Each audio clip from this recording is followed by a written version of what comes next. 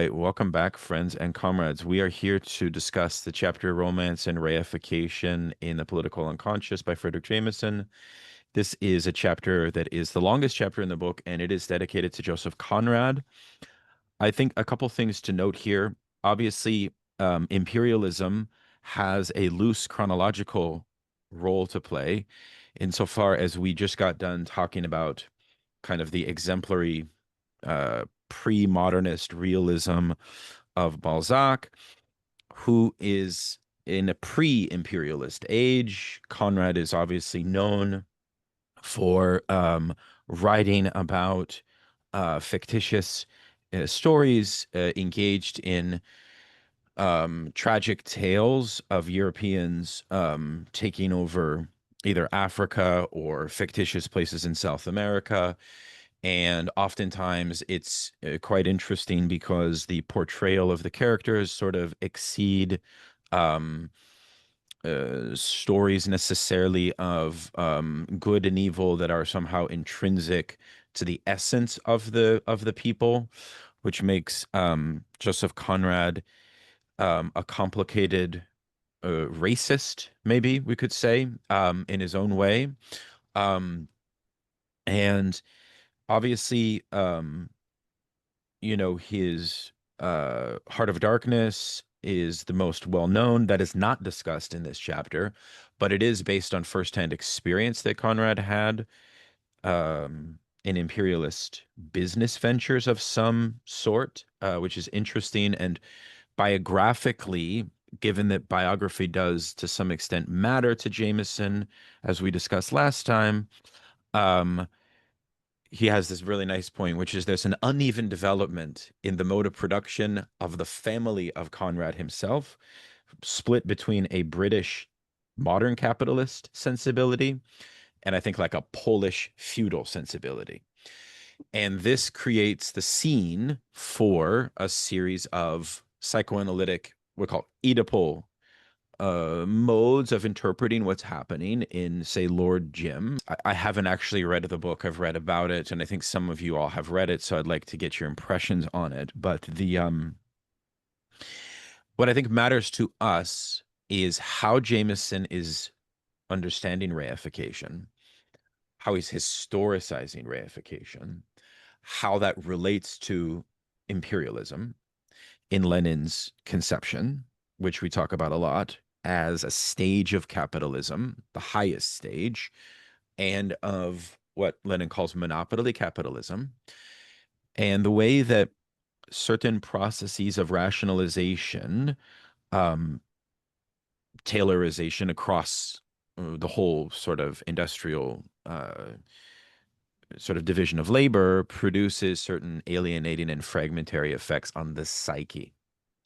So the psyche undergoes a mirror of the alienating effects of the division of labor.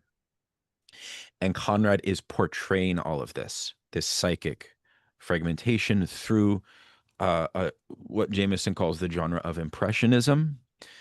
And by that, what we experience is a postmodernist sort of style of writing in which um, time kind of collapses onto itself and the image emerges as a sort of vessel of escape, which has a utopian valence. So it's a kind of escapism from the degradation of reification. He says at one point that Conrad's novels portray a bourgeoisie in the process of fleeing from reification. And that is why the sea, as a kind of motif, ends up becoming this void of this famous concept that we have been talking about, that every author utilizes, of what's called a containment strategy. A containment strategy to sort of localize the totality, which is otherwise not faceable or not thinkable or not confrontable, right? Well, it can be confronted through the kind of spiritual reflection on the sea itself, right? So just as the image becomes a way for the isolation of a perceptual point, that would sort of, again, I think, there's a lot of sense of like subtracting the self from the decadent situation of society at the time. And then, of course, there is a huge conversation about values and how value itself becomes um, elevated into this Nietzschean binary, um, that often takes on the quality of a melodrama, right? And Jameson says something interesting, which is that this melodramatic flavor of Conrad's work is itself a type of fleeing from reality, where he's interested almost, and I was even thinking that a proper word here would be almost like nostalgia, because there is kind of seems to be sort of like a complicated nostalgia for the binary of good and evil, which is itself a reflection of an uneven development of the feudal mode of production, in which sort of, classical values had a certain coherence, Um, so the fact that that's not possible, the fact that nihilism is sort of rampant, um, results in Conrad sort of overcompensating for that by reintroducing characters that have these kind of grand existential decisions that they have to face with one another. And oftentimes this takes on a quite dramatic flavor. Um, I did find it interesting because I was reading Edward Said's voluminous reflections on Conrad, of course, in Orientalism and in culture and imperialism. And I would recommend that you guys look at Edward Said's reflections. He's only mentioned at the very end of this chapter. But you notice one point, which is Jameson seems to suggest that overemphasizing the themes of imperialism onto Conrad's work would itself almost replicate this binary of good and evil in which you have, which he also, by the way, accuses Lukács of, in Lukács's appraisal of modernism. So modernism itself becomes a kind of antagonist to critical realism, right? And Jameson basically says, in an interesting way, that Lukács is not properly historicizing the ubiquitous moment in European culture in which reification sort of subsumes cultural reality itself. And Lukács prefers to sort of identify a point of progress. This is incidentally, before I even read this is something that I criticized in Lukács. I'm being totally honest, which is, let's be honest for 1 second. Putting aside all of these dirty words like teleology and so on, Lukács does frequently refer to capitalism as a productive system in which the proletariat needs to harness that productive system in order for the redirection of social progress to take place. This does not mean that Lukács is a progressive, as we would define it on our current political spectrum, or even progressives existed then. It's not what that means. It means it's like a claim about, you could almost funnel this back in through some of these debates about degrowth communism versus like Kautskiist productivism, which is that, yeah, there is a productivism which is possible, that the proletariat must seize. Whereas what we get in high modernism is the notion that technological processes of rationalization are almost sort of outside of the measure of the proletariat's capacity to seize that in a progressive way. Okay. And Jameson will then say, fine, let's abandon this concept of progressive and instead introduce a distinction, which is a very important distinction that will be developed throughout Jameson's entire oeuvre, which is utopian. Utopian, right? Versus ideological. So let's just define that very quickly. um, is two ways of thinking about reification as utopia and reification as ideology. So, as ideology, this is basically the rationalized world of what he calls a colonized psyche, whereby subjects are basically kind of like we saw last time with authentic ressentiments in Gissing, where the situation is one whereby you sort of transcend a differentiality of alienation through reification vis-a-vis class, which brings into play the Tony McKenna question about whether Jameson is universalizing reification. We can talk about that in a moment. But that's kind of like ideology. Ideology, therefore, is like this um, fatalistic, tragic register in which reification subsumes the psyche. Okay. As utopia, we think a process in which the waste products and the detritus of the system find an exit. This is usually found through emphasis on the image or found through a new horizon of experience of the perceptual, which would sort of transcend the everyday. So it's a very austere, and austere, I don't mean economic. I mean austere as an otherworldly kind of conception of utopia as I'm seeing it, right? And this is what you get for those of us that have read Lord Jim. I'd love for you all to chime in.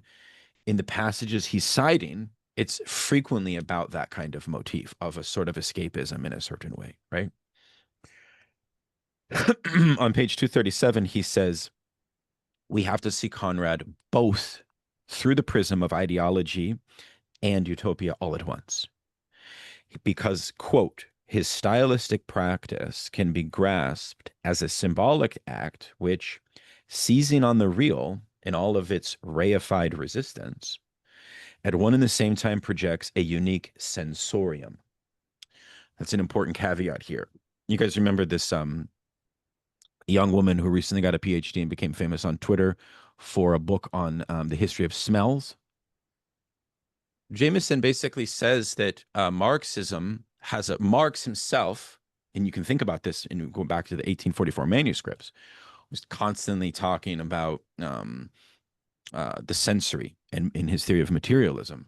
He says Marx already provides a kind of prototype for a capacity to historicize the senses.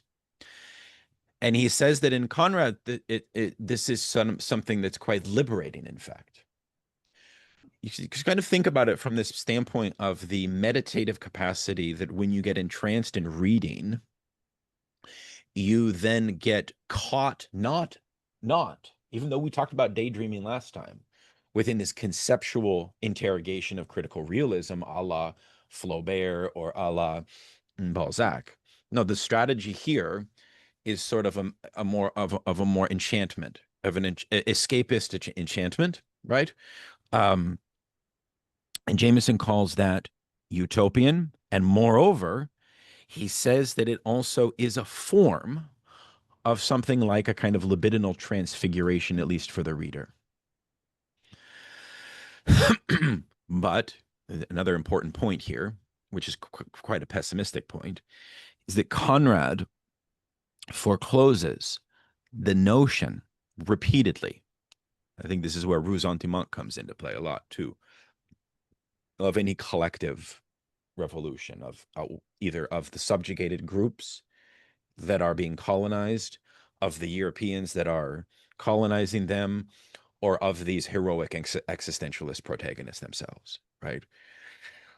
So to some extent, this kind of horizon of utopia is fated to be sort of, I don't want to say post-bourgeois, but one could make an argument that something happens vis-a-vis imperialism, monopoly capitalism, which fragments the psychic foundation of bourgeois subjectivity in extreme ways.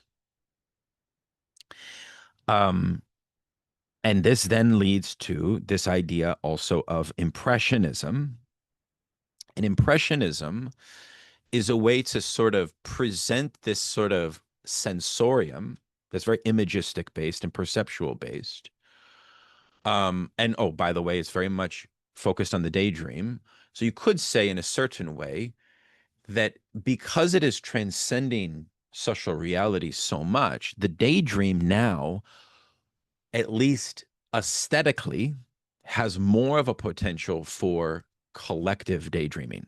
And remember that concept, it's actually from a lesser known Freudian theoretician by the name of Hans Sachs. He wrote an incredible essay and book about a theory of collective daydreaming in art. Um, and so I felt that that's worth you guys looking into if you're interested in this, because high modernism, the one of the main sort of strategies of the high modernist writers is, of course, to utilize hallucination. Schizophrenia is also, you could say, in some sense, a part of this. And again, this introduces us to that question about the extent to which we're thinking an embrace of reification, almost almost like going all in on this process of fragmentation. Okay. Um, uh, the senses become a containment strategy in which the image provides the outlet for a kind of relaxation from alienated consciousness.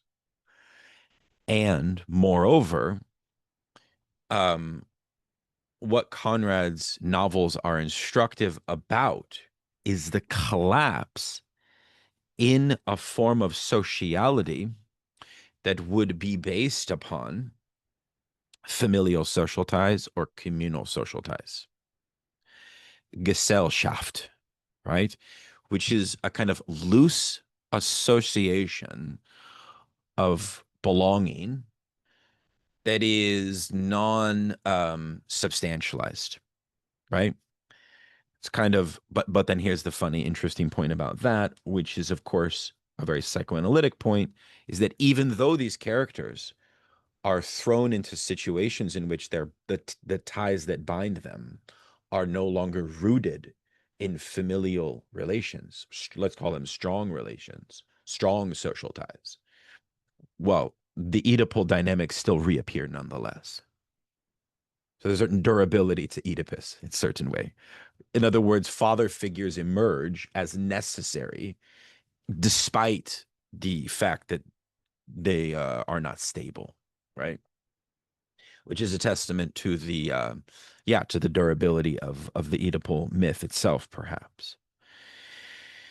Um, so, um, those are some opening remarks. I could talk about, if you all are interested, and we can go back and penetrate into this further on page 234, where Jameson says some quite scandalous things about Lukács, such that he has a voluntarist account of critical realism.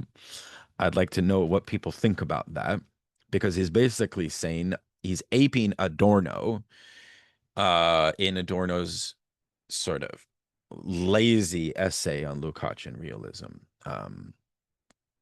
We can talk about that because he basically thinks that, uh, well, you could say he thinks that Lukács doesn't read enough Nietzsche, in the sense that Nietzsche is the one who helps the philosopher or the critic to displace the inevitable return of what Jameson calls the ethical,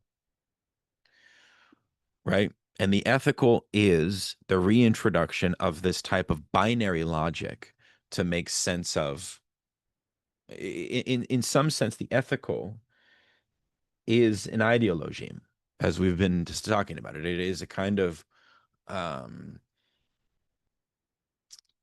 a kind of choice that's ultimately kind of a displacement from facing the real of the situation. So by no means is he in favor of the ethical, but that's basically what he thinks Lukács is doing, right? Which is we have a good proletariat who can shrug off through revolution, reification, but in order to do so, they must cultivate a type of relationship to the ought and to the perception of the totality. And so similar to Mesaros, he's kind of saying, well, Lukács is asking too much of the proletariat or something like that. He says something interesting, which is that dialectics is a thinking of tragic thought, and the latter's and the way that tragic thought um, is inverted by a collective in a comedic way.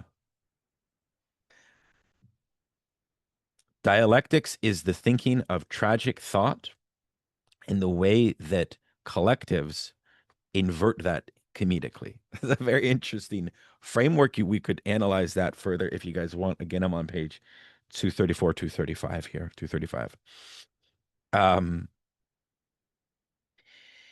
So I don't know if the other Conrad is in the house, but if the other Conrad, our Conrad, uh, uh, Shanghai Conrad is in the house, is he in the house? Or has Uh, he? He's yeah, here. I Oh am. my Yeah, God. yeah. I'm And actually going to start also, calling you Shanghai Conrad. yeah. Well, also, it's appropriate, right? Given how deeply linked Shanghai would be to the imaginary of colonialism, right? And Yep. the sea, right, as a site of business, right? So Please. good to see you, I brother. that's everything I wanted to say. I mean, I'm a poor Conrad student, so just forgive my overly theoretical comments. And I want to hear from people that have read Conrad, and I want to hear from our Conrad. Oh, I thought you meant you wanted to hear from people who've read me. That was the precondition for speaking. That too. Haven't quite reached that point yet, but one can hope. So you're done then, Daniel? Those are your comments? I think so. Yeah. I mean, there's a few things I might raise later. But please, please jump in. Okay. Uh, yeah, I don't. Yeah, so I'm just gonna. I'll be pretty brief. With respect to my remarks. Um, I think that this, and I've said before, that I think that this chapter on Conrad is perhaps the most famous in this book. And I think, and I don't know like why I have that impression exactly. It's just one of those things that, I sort of suspect. But, and maybe I'm wrong, but I think, if that were the case, going off this speculation that I can't back up as an academic, if that were the case, I think that we can see where the appeal would be situated. Because I think that, when he talks about the ideology of form, for example, right, how what he's aspiring to do, right, is to investigate the political character of form. I think this is the moment in the book in which that, acquires its fullest realization, right? Because you can argue in a sense that, in terms of the structure of the political unconscious, like if you go back to the beginning, one of the things that he really makes explicit, right, is he goes back to modernism, right? He talks about modernism. Well, we often talk about modernism as if it's simply conservative, right? Or not conservative, not even just conservative, but apolitical in some sense, like conservatively apolitical, right? In that way, removed from the intensity of the debates that we usually associate with, political scholarship or politically informed literary scholarship at a certain level. And I think this is really the moment in the book that is its kind of ultimate reckoning with literary with literary history. I mean, Conrad obviously very, very decisive insofar as he's usually seen as straddling the line, right? Between Victorianism and modernism, if you will, within a kind of English context. But I think it's a very, very powerful chapter. And I really admire, I think, what he's doing here in terms of talking about um, the way that within the context of modernism, reification, right? Or equally, we could go to, Weber, early sociology, right? Rationalization becomes the productive basis for a form of aestheticization, right? And this is like one of the big themes you're going to find throughout the chapter is the way that, there's precisely a subjectivist kind of discourse, which is inaugurated, right, by the making objective of reality. Obviously, a very, very dialectical point.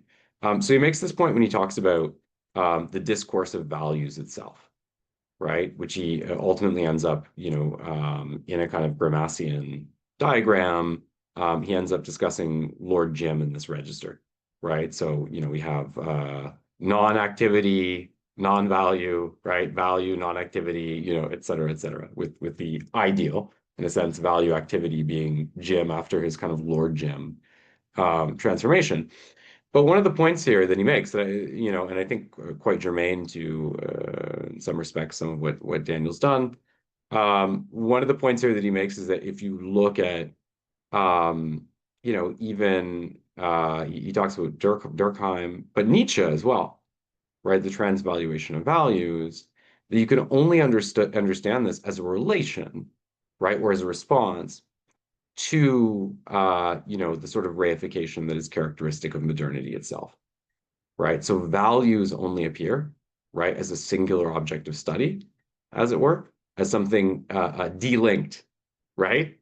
From the objective structure of the world, right? It's something worthy of study, and elective in a way, right? Once that process of rationalization has already transpired. And you'll notice there that he explicitly links the way that values are presented within the work of Durkheim and Nietzsche. I think Weber's touched on as well, with this kind of middle class ethic that's arising as well, in which we always say this, when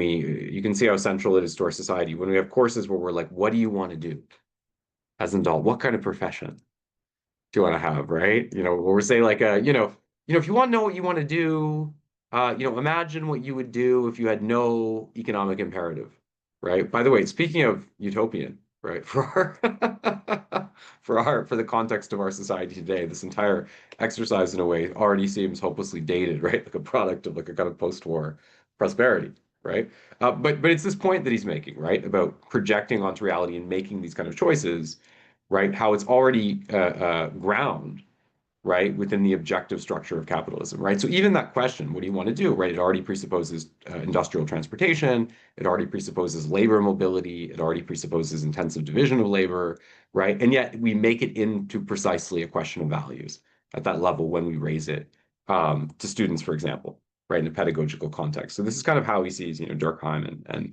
Nietzsche and people like that, right? Um, but yeah, I think it's very, very rich. Let me just look at the notes I have here as well. I think I would pay attention as well to some of his comments on the point of view. Daniel's already discussed here a little bit the kind of sensorium dimension he discusses, which I think is really important, right? The way that Jameson discusses this kind of what he calls a scandalous suggestion, right? The history of the human senses, right, itself must be construed at a political and historical level or a dialectical level, if you will. So that it's alienation that sets about separating the senses from one another in a way that makes them potentially potent instruments or separate and potent instruments in a heightened way. And I think obviously here it would be a little bit like the structural or cultural equivalent of the way that, they always say this. I wouldn't know personally, but they always say this like, if you lose a sense that the other senses become more intensified somehow, right? Um, yeah. But I think one thing to pay attention here too also is the comments that he makes about point of view, right, which strike me as fairly significant as well. So he talks about sort of the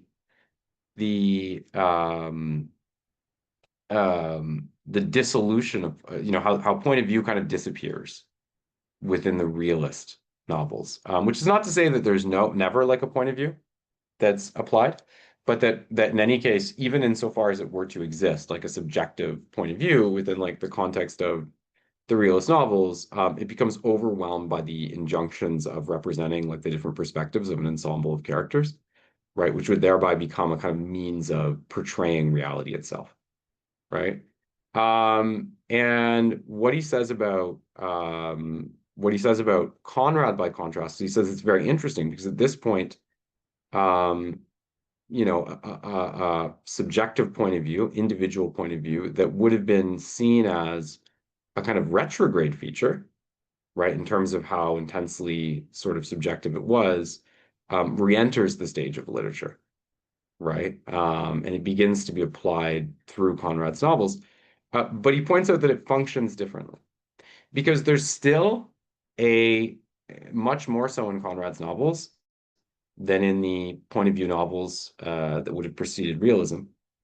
There's still a awareness, right, of a kind of exogamous social whole that's happening, right? Now, when I say awareness, awareness that it's happening, right? Very, very crucially here, not awareness exactly of what it is, right? I was thinking here when I was reading this a little bit about his remarks when he talks about cinema. He talks about the conspiracy cinema in the 1970s as being symptomatic of the rise of postmodernism in terms of its mapping of, we could talk about, Chinatown and movies of this nature, All the President's Men and so on, but how it's symptomatic of the breakdown of the ability to represent totality in this way, within the context of the tremendous diffusion of capitalist relations within postmodernism.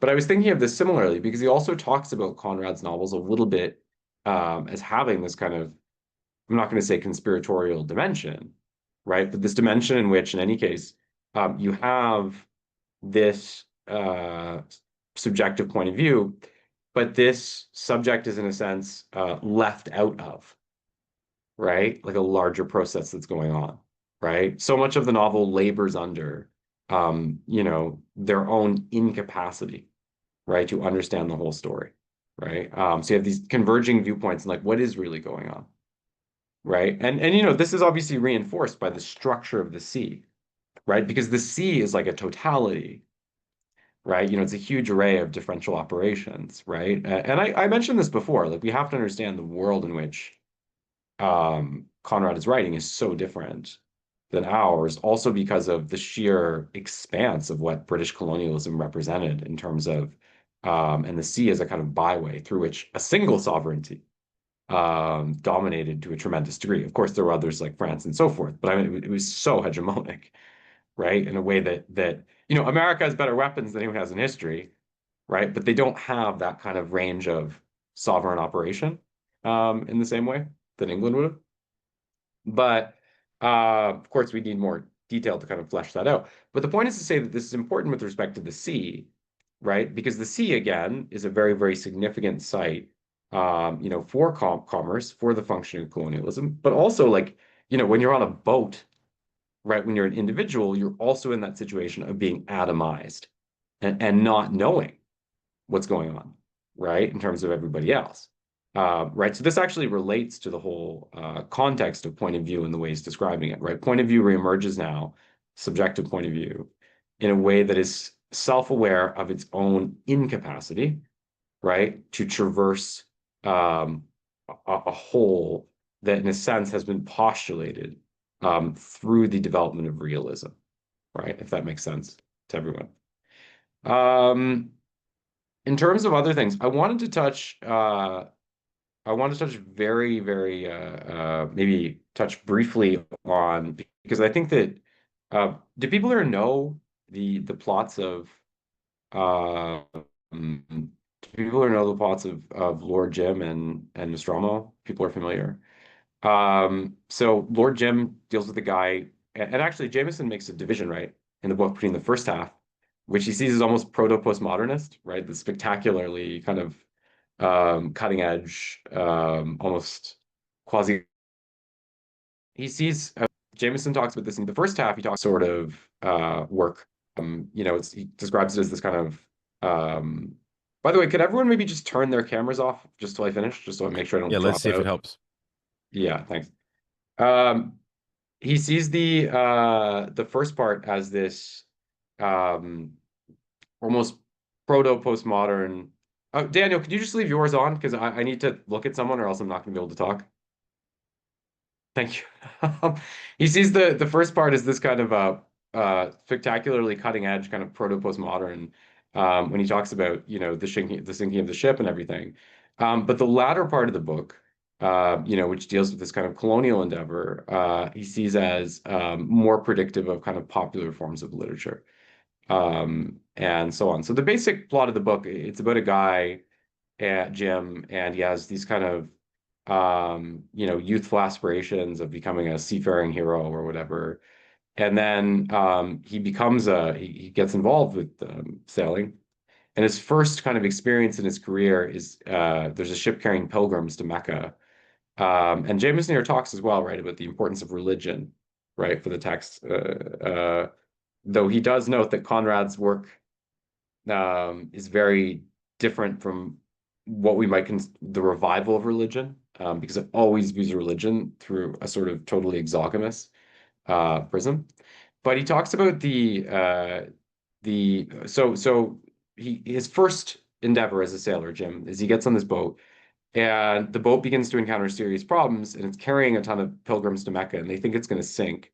And the white sailors on it, they begin to get ready to just leave. They're there to die. And in a moment of cowardice, he joins them. But then the boat doesn't actually sink. And then he's the subject of tremendous moral scrutiny when he gets back. And there's an amazing line that Jameson actually quotes here. And it was about, I think it was from the standpoint of one of the pilgrims who's on the thing.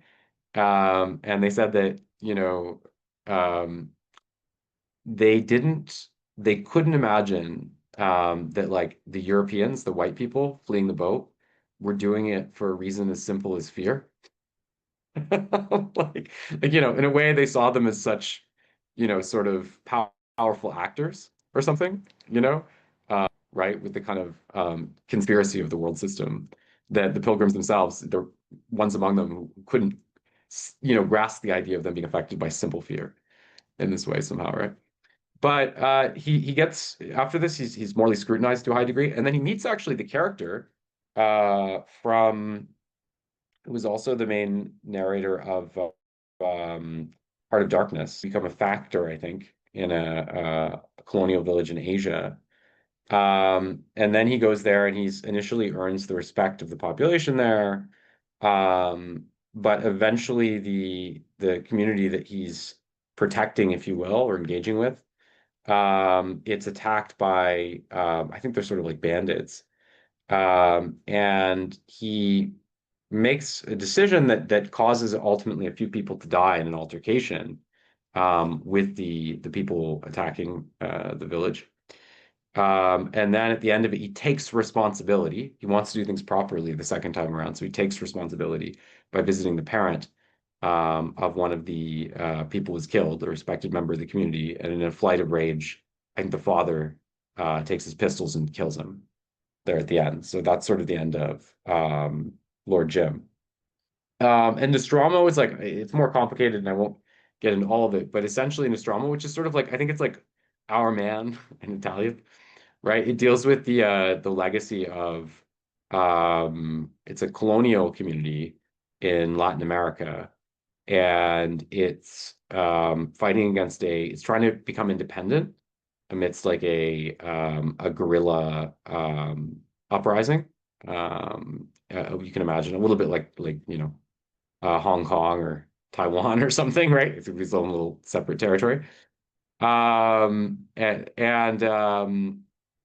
it deals with the way that you have a mine there that's owned by capitalist interests, and then you have, on the other hand, um, you have people who are descendants of Garibaldi's campaigns, Italians who are descendants of Garibaldi's campaigns in Latin America, and they play the role of trying to fight against. the guerrillas. And, without getting into all of the details, it's sort of about how the actual, there's Nostromo, who's like the significant fighter, right, within the Italian faction, and how, they help, quote, save the territory from being reclaimed, but they're not really rewarded for it, right? Ultimately, they become marginalized within this, kind of expanding capitalism in the area. So it's kind of about the failure of the 19th century European popular revolutions, right? Like how these figures, like Lincoln said, like after slavery, we're coming for, the wage slavery of the North, right? But obviously that never happened, right? We know that Garibaldi, right? He always had this dream of kind of going further, right, than the Sardinian monarchy would allow him. So I think most famously, he wanted to finally extinguish the independence of the Vatican. So he showed up there with the division of troops, but then the national army that he had helped establish, right, to conquer Italy, they actually, I think, shot him when he showed up to stop him from finishing his own revolution, right? And there's an Italian folk song about that, right? The day they shot Garibaldi or something of this nature, right? So these are sort of the structure of these plots. But I wanted to say as well. I think maybe one thing also that'd be interesting. Probably some people here have seen the movie Apocalypse Now, right? Very, very. It's the most famous kind of cinematic representation of Conrad's work. That's not based on one of the novels discussed here. Um, it's based on Heart of Darkness, of course, very famously. And for those who have not seen the movie, the story of Heart of Darkness is about a character, and he is charged with going upstream. I believe it's through the Congo River in the original novel, in order to encounter and I think potentially terminate a figure known as Kurtz, who has sort of considered to have sabotaged or betrayed the colonial mandate. And they're actually looking for ivory in the original novel, but he's considered to have betrayed the colonial mandate by elevating himself into a deity for the local people, and thus to have, quote, sort of succumbed to savagery somehow. And throughout the short, ultimately very short kind of novella, it deals with it's very aestheticized, very powerfully impressionistic, and it presents a very, I would say, not yet critical in a sort of rationalized or world systemic way, but it presents a very, very dark and ambivalent portrayal of colonialism, and also sort of shows the hypocrisy in a certain sense of a colonial system that would, uh, brutalize people while simultaneously demanding conformance with the values of, quote, civility, if you will, in a sense, right? And many people situate it as being very historically important um, precisely because of the change in the representation of colonialism that we're beginning to witness at this stage, which obviously has a sort of foreshadows, even what happens later with Lenin, and the anti-imperialist turn and all of this. But I thought it was very interesting, and this will touch on maybe the question of voluntarism that Daniel was talking about, because I don't disagree completely with the critique of Lukács voluntarism in the sense that I do think it can be a little bit easy to say, okay, well, let's just turn to realism, like, and it's part of this aesthetic conservatism, which is really symptomatic of Marxist history. But at the same time, I think that there's also something a little bit artificial about the argument because,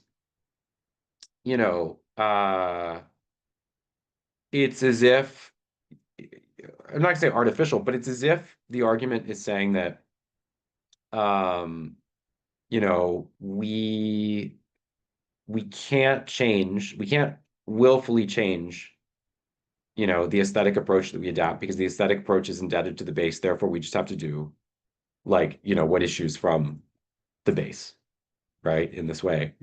Can you guys hear me, by the way? Yeah? Yeah, we Yeah, can. okay. Yeah, you're good. It's as if we have to do what we have to adopt the aesthetic approach that issues from the base because it issues from the base, and that any attempt to sort of enact like a comprehensive rupture with that would be artificial somehow. And I just feel like, I'm not saying that's completely wrong. But I also feel like in any kind of like post-Leninist or even kind of Blockian context, Block always emphasizes, the superstructure can run ahead of the base, right? For example, right? Obviously, Lenin was an example of politics running ahead of a kind of productivist narrative somehow. I feel like in that kind of context, it's a little bit superficial to say, that our aesthetic approach must necessarily conform in its like our fundamental aesthetic approach must necessarily conform to the base, or less, or else it'd be like idealism or something, or it'd be moralism or whatever it is. So I do think that that presupposition should be interrogated. But I think here, like, I think it would be interesting with because I had an Italian girlfriend when I was younger. We were together for a couple of years. Lovely woman named Ludovica. We were together during COVID. And at one point, we watched Apocalypse Now, the movie together, which, by the way, resembles Heart of Darkness, but it's reset during the Vietnam War, which is an important detail here. And Marlon Brando plays Kurtz, right, who's elevated himself into like a deity. And the Congo River is now I think it's I forget the exact river, but it's a river, a very important river that goes through Cambodia. Mekong River, yeah, that goes through Cambodia as well. So it's a major site of conflict in the context of the war, because you had all the tensions there with the rise of the Khmer Rouge and all of this with the Sino-Soviet split, et cetera, et cetera. Um, but so it tells a similar story, and you see kind of the disenchantment of it's very powerfully impressionistic, and you see the disenchantment of the U.S. soldiers. In the Redux, you'll see they meet the French colonists who are almost like apparitions or ghosts on Earth, right? They know they're going to die eventually, but they're kind of resigned to it, somehow clinging to this kind of spectral colonial legacy. And in the end, he encounters Kurtz and ultimately kills him.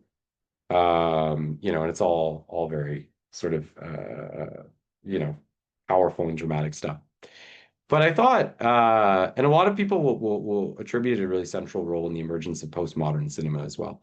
But I thought it was very interesting what Ludovica said when she watched the movie, and she said, "I liked the first part of the movie, where they're showing you the disenchantment of the soldiers, where they're showing you the war." She said, "But I didn't like the part where they meet Kurtz and he's made himself into a deity." For the people in Vietnam, right? And I'd explained to her a little bit of the context around the movie.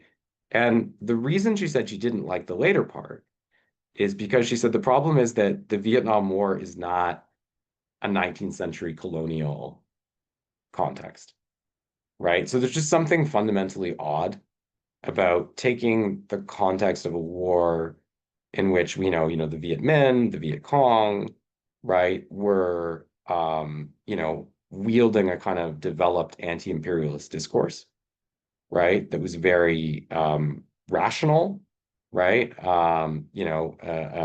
in which they were engaging with the Americans this way, and just transplanting into that this 19th century narrative in which we suppose that these, colonials would just see a white person and be like, oh, he's God, or something like this, right? Like if this were ever true, if this would have ever happened, and indeed we do know of some context in which it might have.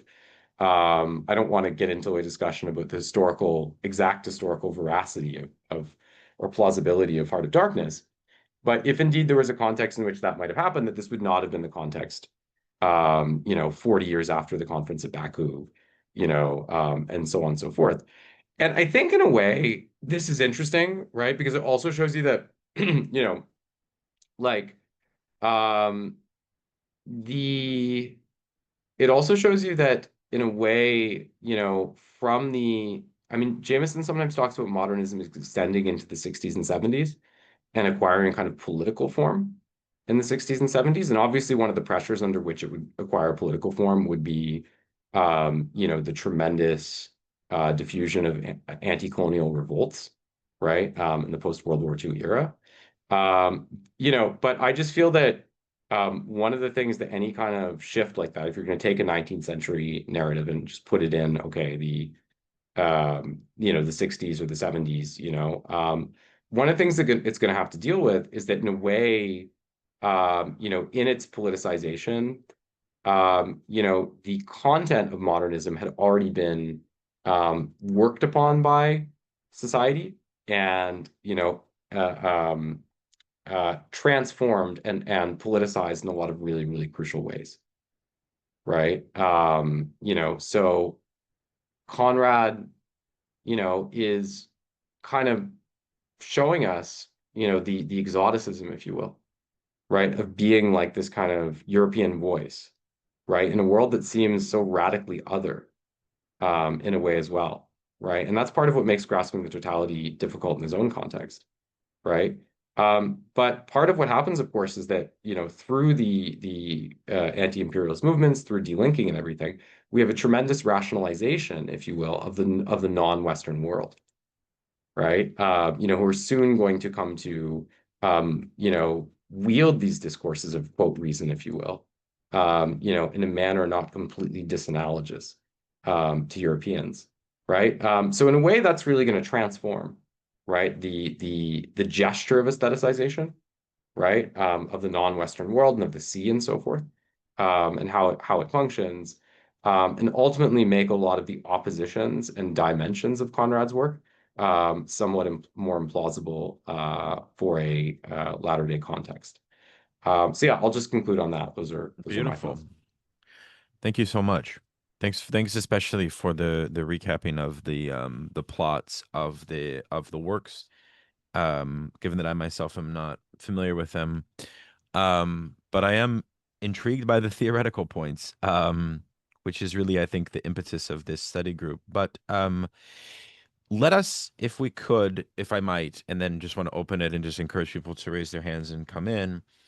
Okay, so the criticism that Tony McKenna gives here in this debate between, well, sort of what's the limitation of Jameson's theory of reification, right, is as follows, which is that in its traditional presentation in history and class consciousness, reification did not refer to a conception of kind of how Jameson's presenting it, which is what McKenna refers to as a commodity as it's in a state of a sort of finished product, but rather reification was an internal difference related to a distinction regarding the proletariat's relationship to the commodity of labor power itself as the primary vector in which a dialectical process of class consciousness occurs over that vector point, not over some type of end product, which is almost, and I think he kind of suggests this, a sort of consumptive theory of the commodity, of commodification and of reification. So he's delinking it ultimately from an imminent conception of the experience of labor and the commodification of labor. And I felt that that's a pretty interesting point. In other words, he calls Jameson's account of reification non-dialectical because it's essentially a construal of commodification as like a thing, right? Which, of course, goes against a Marxist understanding of the inherent relationality of commodity relations and so on. So that's pretty interesting. In other words, it becomes a generic, almost like mystified point of total reification. And I think that, as Conrad mentioned, Lenin, you're right. You're right. Lenin would definitely criticize this notion of a progressive embrace or a reliance on a conception of capitalism that would be productivist, precisely because his understanding of monopoly capitalism was also revolutionary. So he did want to see something like a rupture or a break, right? So I see your point. At the same time, let's consider Lukács's own reflections on aesthetics and imperialism for a moment. What he's always talking about is the intensification of militancy that goes in a direction towards nihilist decadence and irresponsibility of bourgeoisie as such. Which leads us to another point that Lenin makes apropos of imperialism, which is the centrality of the of revolution no longer has any foothold or necessary partnership with bourgeoisie. So, like the task of revolution is purely a proletarian one. And so I suppose that's an interesting way of looking at Conrad's characters, who themselves either allegorically embody, in a kind of ridiculous individualist way, the impossibility of collective agency at a class level. And he uses this example of Nostromo's, there's a particular character, I believe by the name of Stein, if I'm not mistaken, who stands in for the impossibility of the natives from having a true revolution. And then in that sense, he says it's almost like an abstract story, almost like a primitive accumulation or something like that. And again, it makes me think like, okay, well, if history is not, if history is this absent cause that's unknowable in critical realism, as we saw last time, and obviously it's the same here, but for different reasons in the imperialist era, one gets a sense that uh, there has to be some. One gets a sense that Lukács's reading of the critical realists, of Flaubert, of Balzac, and so on, Stendhal, etc. Um, yeah, I suppose what I'm trying to say is that one can get a sense of like the political weight there. And I don't think it's reducible to what Conrad said of it's like, oh, well, it's like art must reflect the base. No, it's both art must reflect um art must reflect the proletarian subjectivity or standpoint. And I found it's interesting here is that ressentiment is the locus of the displacement of any proletarian appearance in some sense, right? Because he says ressentiment emerges to efface any conversation about exploitation, right? To be clear, I was commenting on the critiques of Lukács. So the rejection of the idea of realism as a quote moralist solution. What I was saying is that that would reflect the Okay, idea okay, of okay, yeah, okay. yeah, yeah. Got it. And Yeah, I yeah, can yeah, see both got it. sides of that argument, much as I can see both arguments for and against productivism more generally. Yeah. Okay, fair enough. And then I guess this I just wonder what you guys think about this notion of ressentiment. I mean, there's actually a lot of books right now about ressentiment. There's a new book. I want to interview the author of Post-Colonial Argument in Favor of the Radicality of Ressentiment.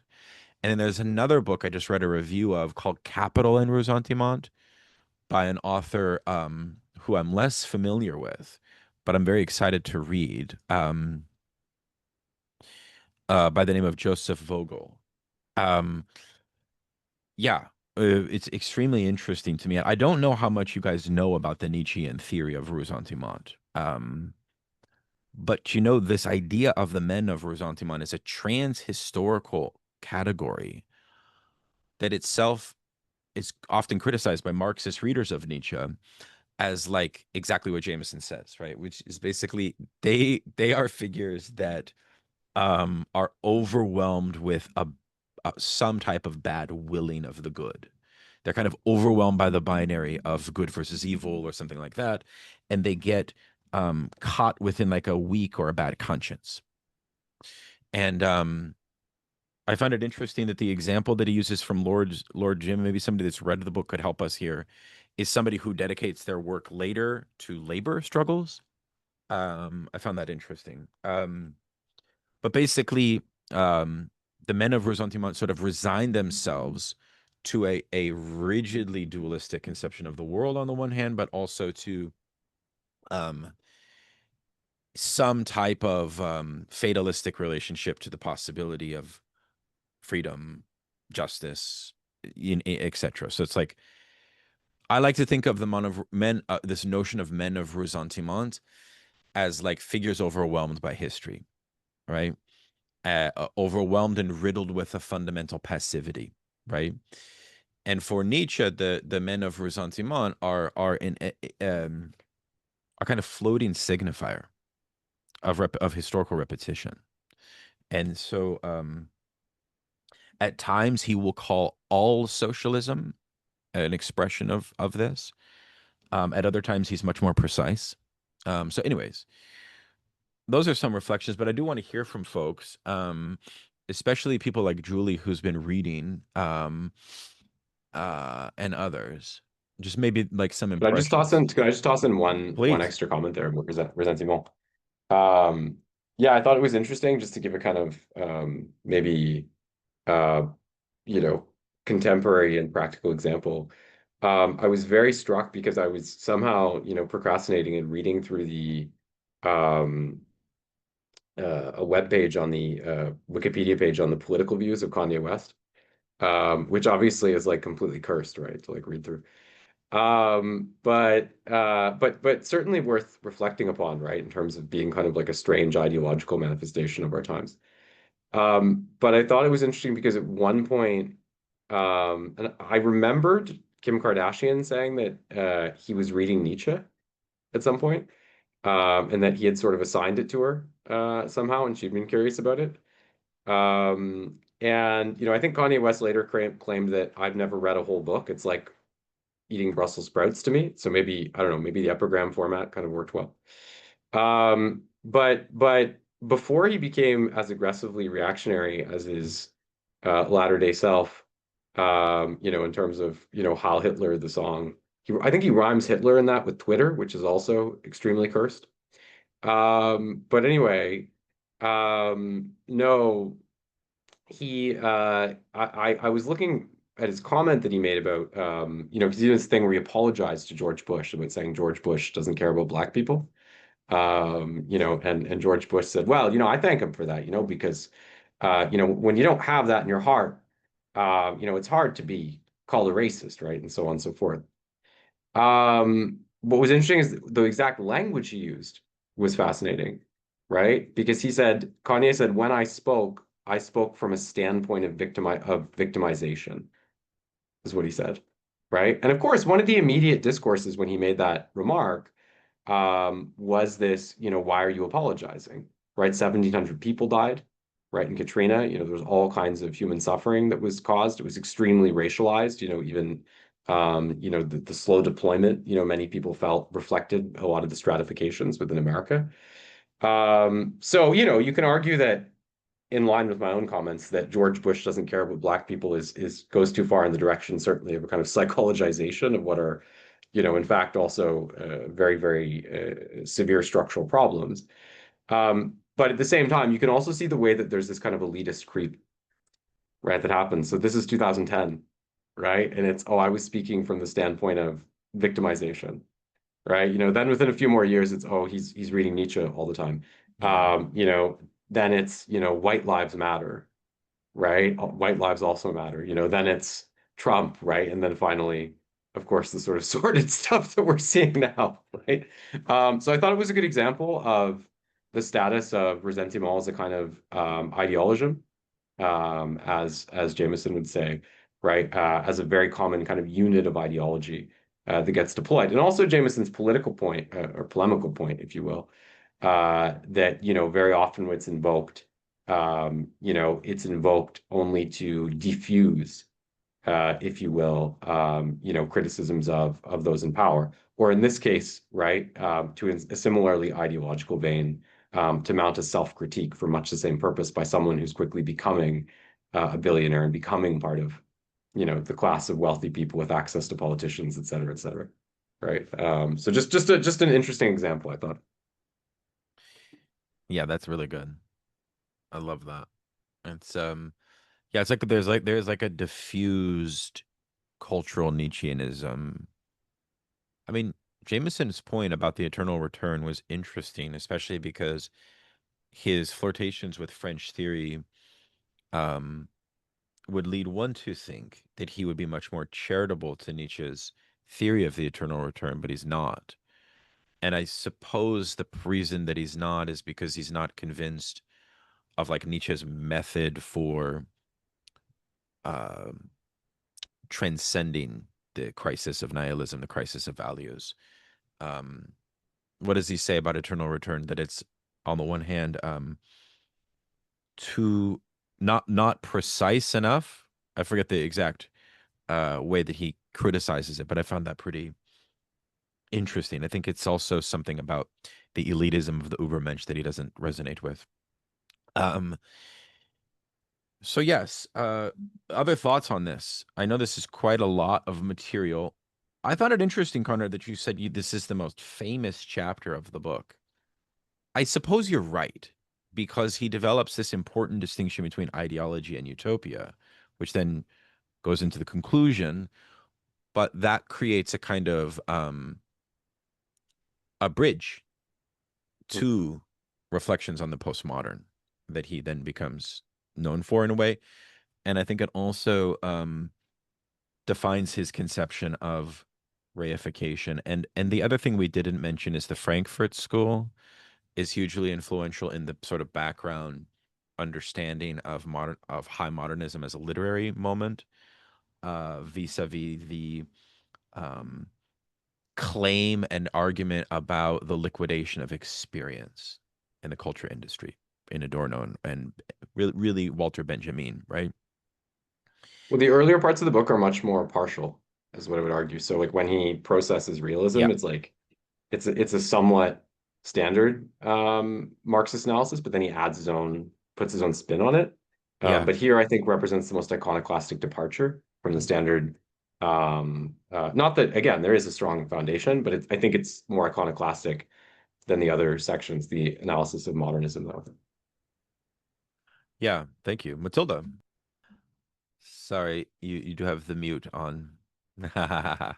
Um, I felt like this chapter was central as well. I think in part because that first chapter on romance was, it felt like central, like his concern, like reification feels so central to this book. And I don't know, I just got the sense that like we were preparing for this section in a way.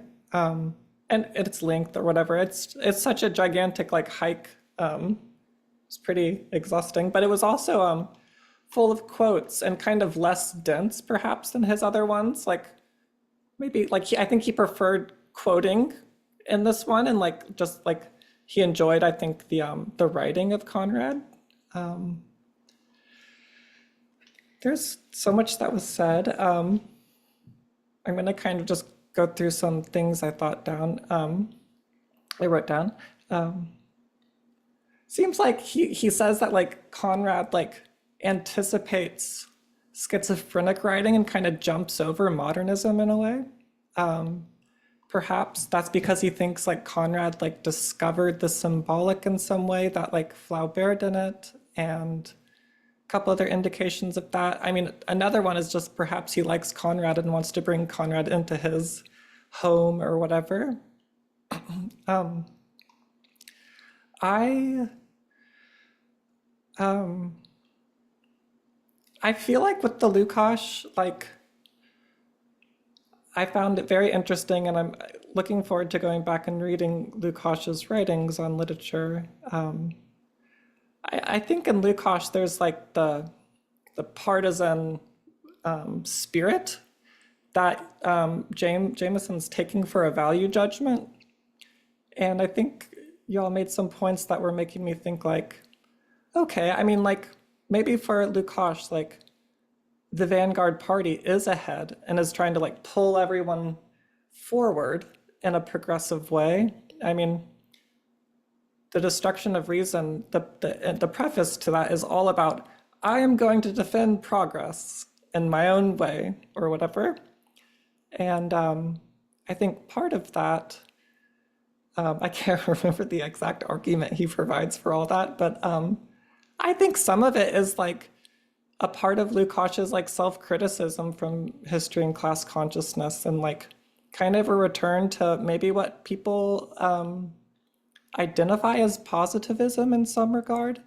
I was going back and reading Marx and Engels, and just like thinking about the Althusser turn and how like Althusser really like undoes. I mean, I would characterize it as anti-positivism, I suppose.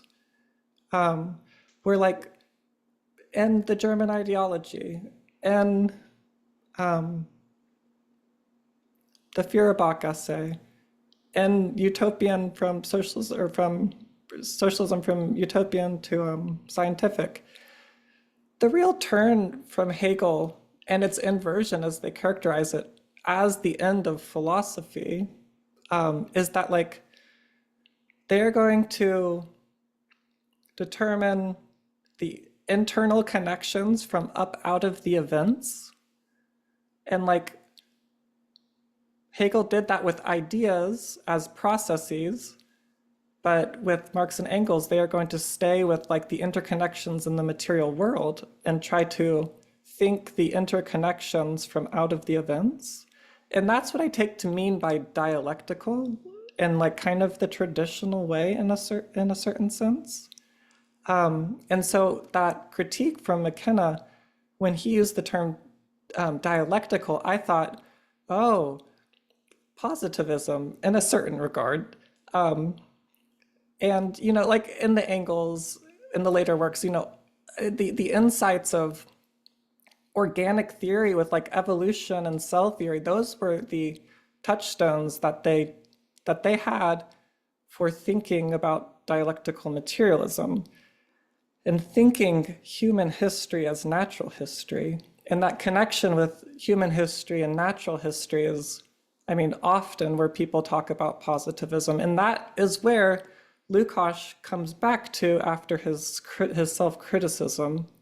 And I think that, you know, that defense of progress as a properly like positivistic term, and how I'm characterizing it right now, I think that's some of it. And in the sense it's like literature for Lukács was a tool to push forward what was progressive in history with regard to the mode of production, and to bring about, you know, the end of capitalism and capitalist social relations. And like all of this Althusserian stuff about overdetermination and overlapping modes of production and all of that stuff really loses the thread on what could be progressive in the traditional Marxist sense, and in the sense that I think Lukács has.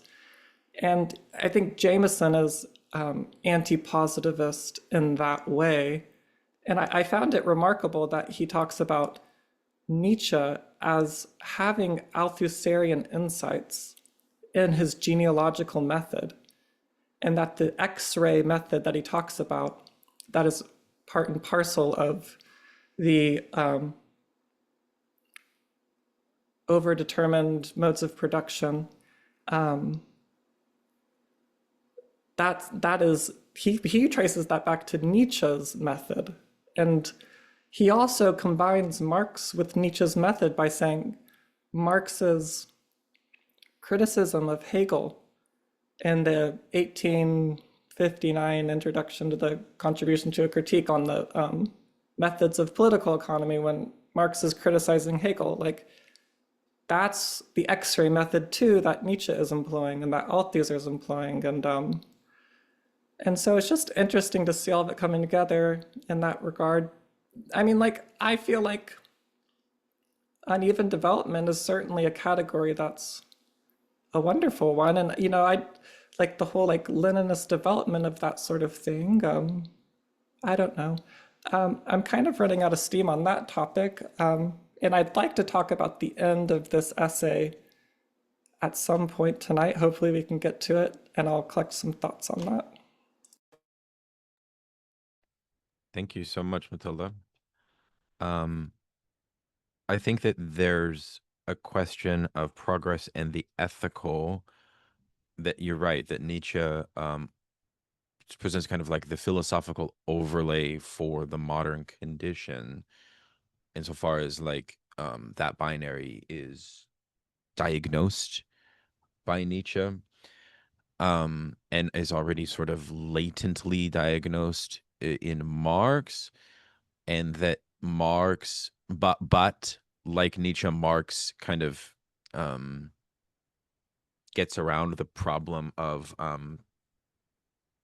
the ethical, because he's not conceiving of the task of the proletariat, perhaps in the same way that Lukács is conceiving the task of the proletariat.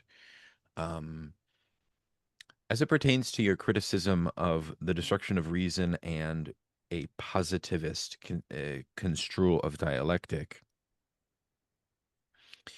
I'm not so sure that this is exactly the most charitable reading of what's going on in a certain way. I think that um, the utopian shift, right, that is building off of the inadequacies of progress, is a tacit um, admission, which Ernst Bloch himself makes in The Principle of Hope, that there is a kind of historicist moment in which the rising class consciousness of the working class no longer possesses the same capacity that it did. So yeah, so the aesthetic inevitably becomes like super politicized. I don't see that in Marx, but of course, I think that this is absolutely um, the case with Nietzsche. The problem with that, of course, is that once you apply a kind, let's call it like a more rigorously applied political, historical, materialist reading of Nietzsche's concepts themselves, the application of them is much, much different. Because the method by which he's making this Marx Nietzsche rapprochement is obviously like Deleuzian, right? Where it's like totally dehistoricized.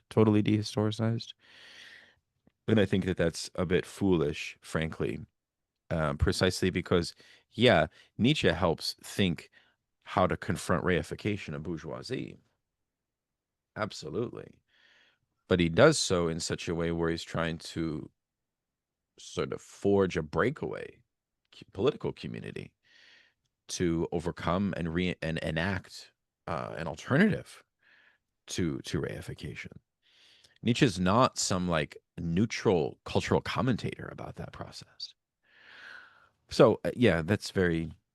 Other thoughts on this? I agree we should talk about the end because I'm very compelled by this idea of just yeah, Gesellschaft. Is a very fascinating concept that is developed there, and several other things. He really syncretizes the two strategies of containment, which is what he calls metaphysical and melodramatic in Conrad. We can just kind of redefine that if you guys wish. Um, because Conrad has his own theory of nature.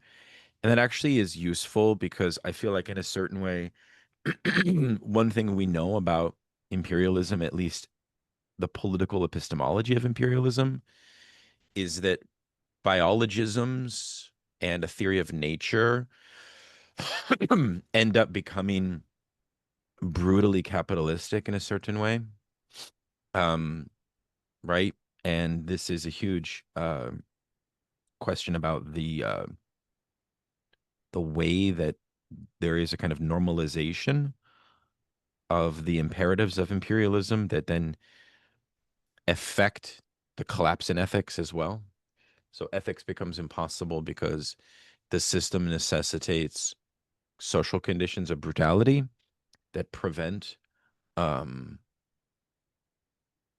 like the rational sustenance of like whatever Christian ethical form. So like everything is sort of like forged in a reaction to that situation in a certain way. Um Yeah, that's such a powerful and important point. And I think it's also important we talk about these chapters because you mentioned earlier the sort of I think you referred to it as sort of the absurd encapsulation of traits by individuals. right? Or the way that, revolutionary possibility becomes trapped within the remit of Right. individual personality. And of course, that's such a major theme in this analysis of, it's important to remember that's such an amazing theme, such a central theme in the analysis of Conrad in general, right? Where, the question of, moral choice, for example, right, will ostensibly play out Mm. as the thematic thread line of a novel, but that it doesn't really do justice at all when you begin to penetrate into the depths of the political unconscious of the work, right? So Mm. it functions a little bit of a red herring with respect to everything else that's going on. But in terms of this debate, I want to say over the development of aesthetics, Yeah. over modernism and expressionism as well, and all these things. It seems to me that so much of this is a debate over, the nature and direction of communist revolution itself, right? Because I feel like, if you look at the historical process of what happened, right, you had this kind of, powerful messianic impulse emanating from Russia, right, that fails to transmit itself into a larger global context, right? And that, thereby opts for a kind of delinking, right, from the world market and a kind of auto development. And that is mirrored by a certain form of a kind of aesthetic conservatism, right, in which realism becomes, very, very de rigueur, right? And of course, we could talk about many manifestations of this, right? The way that in the USSR, they had this tremendous love of classical music, right, but eschewed a lot of pop forms, right, as being symptomatic of a kind of cultural degeneracy. And yet at the same time, by the way, had a fascination with folk music that turned out to have a great influence on the United States as well, because I think that people like Alan Lomax and so forth, who were important to popularizing American folk forms, were approaching it within the context of this left-wing folkography, if you will. I'd have to double check the sources on that, but that's kind of my sense of that. But I think that it ends up uh, the aesthetic debate ends up mirroring this in a sense, right? Because so much of the debate is over, is the, uh, is it adequate in a way what the USSR is doing, right? Which after the failure of kind of world revolution, becomes conservative and defensive in a lot of respects, or is it still the case, as it were, that the nucleus of aesthetic innovation is happening within sort of avant-garde sectors in the West or whatever, right? And I think you can still see the implicit aspects of that debate today. Like if you look at different Marxist magazines that exist or journals, right? Like something like historical materialism is much more, I think, conscious of not to say that they're the most conscious in the world, but they're much more conscious of the continuance of these aesthetic shifts. Than something like Monthly Review, which is a little bit more invested in the perspective of anti-imperialism, right? And its delinked articulation within the 20th century. So you really see that. So again, I think but I think in a way it's interesting. You might want to explain what delinking is in case comrades don't know what that is. I think you've explained it before, but it's Yeah, so this summer I'll Amin continue, sorry. concept. Go ahead. Oh yeah, so it's from Samir Amin, who I love. I haven't read like every work by Samir Amin, but I read 4 or 5 books. But it refers to the idea that, and he of course was a kind of economist or political economist, so that was the train on which he initially took this up. And his major works, his thesis work, I think I'm not sure if it was the 50s, I think he wrote it, or 60s, could be considered an attempt to spell out in economic terms, in a way, what had already happened in places like the USSR and China. But it refers to the idea that at a certain stage in the development of imperialism, the relationship of the core, that is the imperial states, to the periphery, or the states they imperialize or colonize, as the case may be, becomes parasitic and obstructs development, and that the best way to actually enable development, the only way to crucially enable development, is to actually cut oneself off from the world market and begin to develop in a way that's more internal. But he also stresses, by the way, sometimes people make it out like it's completely autarkist. He also stresses the need for forming cooperative partnerships, right? Or a kind of counter block, if you will, that can then, create its own sort of sphere of commerce and exchange. He also nuances the thesis in a lot of different writings. So in some of his latter day essays on China, for example, he discusses the way that, China's partial relinking with the world market and the degree of success they experienced in that after the Cultural Revolution. Um, because a lot of people had cited that as proof of the erroneous character of his earlier thesis. Well, look, China, is doing trade and they're doing really well. He argues that that doesn't actually disprove his thesis because the delinking period was absolutely essential to everything that came after it. And China, as we know, even today, remains somewhat delinked. So, it could be logical when you achieve a certain level of development within delinking to partially relink, but you would still need to go through that initial phase, right, according to his writing. But I want to suggest here, by the way, about the aesthetic thing, that in a way that what we actually see in reality turns out being like a weird, what maybe is most descriptive of the 20th century or the mid 20th century or whatever, it ends up being a weird synthesis of these positions on, because if, on modernism and realism, because if realism serves as a permanent reminder of the need to, adopt a kind of politicized and rationalized understanding of reality in this sense, that becomes enacted to a significant extent through and within the idiom of modernism itself. Right. So this was Jameson's point, right? That when we get to the 60s and 70s, what we're seeing is a kind of high modernism that is also politicized in ways that the previous modernism was not. And you can see that in the difference in the politics, right? Like a lot of the early modernist figures were like almost fascistic, right? In their, or proto-fascistic somehow in their sentiments, maybe classically liberal in some cases. By the 60s and 70s, you could see a link between the deployment of modernist aesthetic forms and the embrace of like a more progressive, right? But also this idea that I think is interesting about the idea that social objectivity is arising from processes of commodification, right? Because I think what we're also seeing is the transmission of a social objectivity to the non-Western world through the process of industrialization, et cetera. But it's not being transmitted in an exactly capitalist way, right? So it's like, yes, the USSR industrialized itself, right? So you had this kind of rationalization that went with that, right? And yet, there was a different political frame in which that was occurring, right? So I think all of this attests to the way that, modernism can be in a way enabled, right?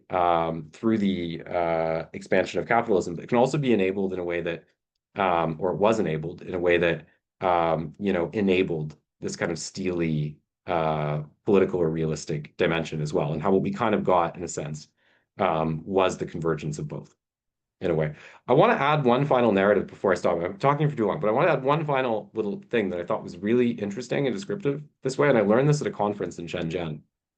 And it's that it was a funny story about Virginia Woolf. I don't know if anyone here has read Mrs. Dalloway, but in concept, I believe that I haven't read the whole thing. I believe that it follows a day in the life of a woman, and it's a kind of story of domesticity, and it applies the sort of intensely subjective idiom that was characteristic of works at the time, like for example James Joyce, and so on, right? So Mrs. Dalloway, and this is actually amazing at the level of temporality, Mrs. Dalloway received its first Chinese translation in the late 1980s, because obviously modernist works were not like, the priority was not translating like British modernist works from the Bloomsbury Circle or whatever, in the period of China's Maoist heyday. Um, and I was told such a fascinating story. I learned this at a conference.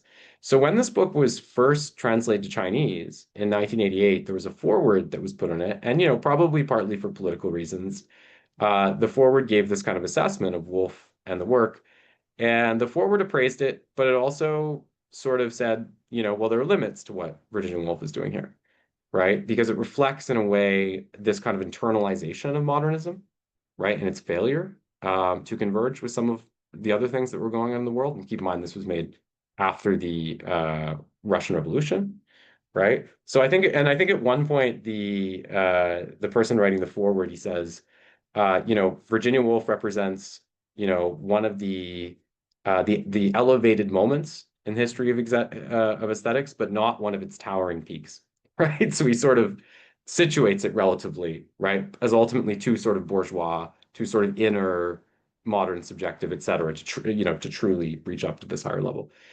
And what was fascinating is that they were explaining that there was new editions of these books that were released the other year, just like a couple of years ago in China. And the publisher, they gave them like these beautiful new covers, and they did a social media campaign in China to promote them. And actually, there turned out to be this huge backlash towards the social media campaign. And a lot of it was this sort of feminist impulse where people were saying like, oh, this is yet another case of, men devaluing women's work.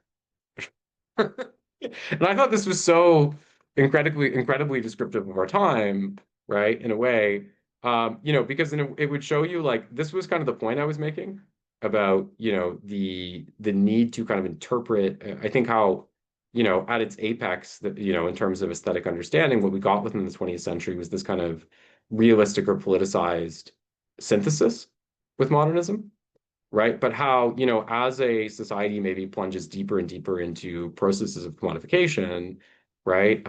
What you see that that sort of vector of critique, right? The capacity to critique modernism, even in a way that might be internal to modernism, is sort of lost, right? And all we're left with is a kind of subjectivity of respective identities, right? So even the critique of modernist subjectivism becomes difficult to interpret at a certain point.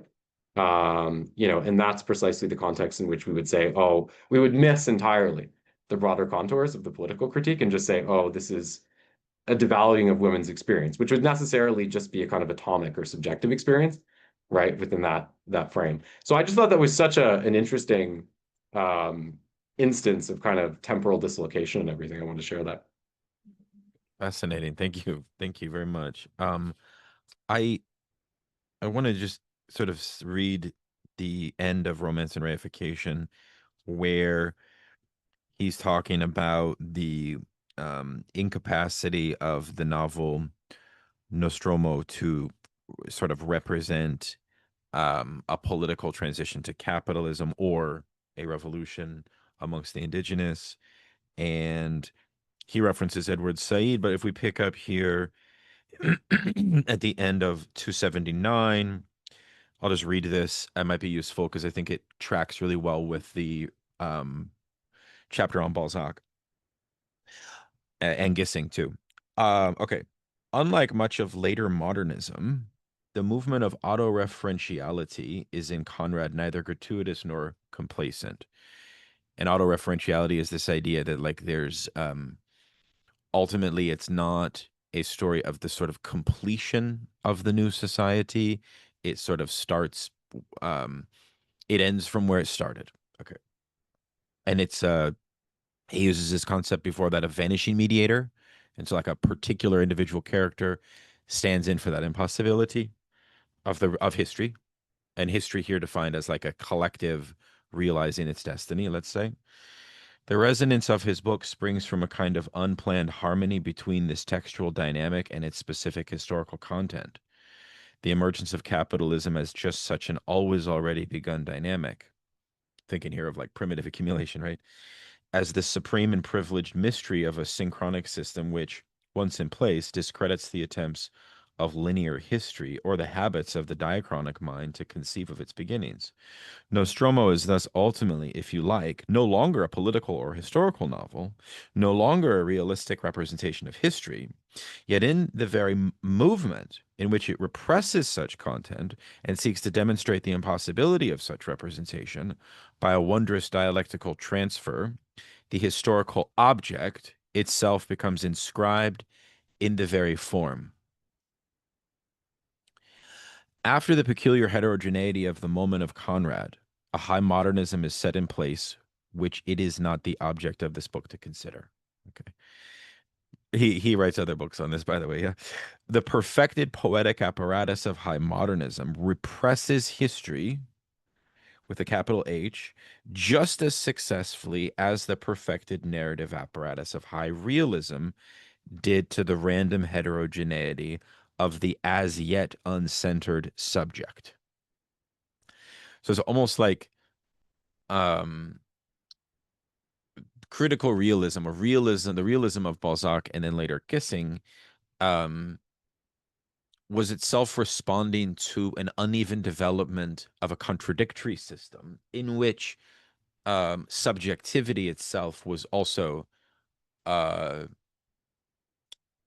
never available to its own historical realization. At that point, however, the political, no longer visible in the high modernist texts, any more than in the everyday world of appearance of bourgeois life, and relentlessly driven underground by accumulated reification, has at last become a genuine unconscious. This goes back to my original point, which is he's kind of staking down a very strong claim about reification and modernism, which is very Adornian. I mean, this is very, I mean, it's no surprise that he starts off with all these reflections on Benjamin and Adorno at the beginning of this chapter. Matilda, did you want to say something about that? I know that you had been thinking about that as well.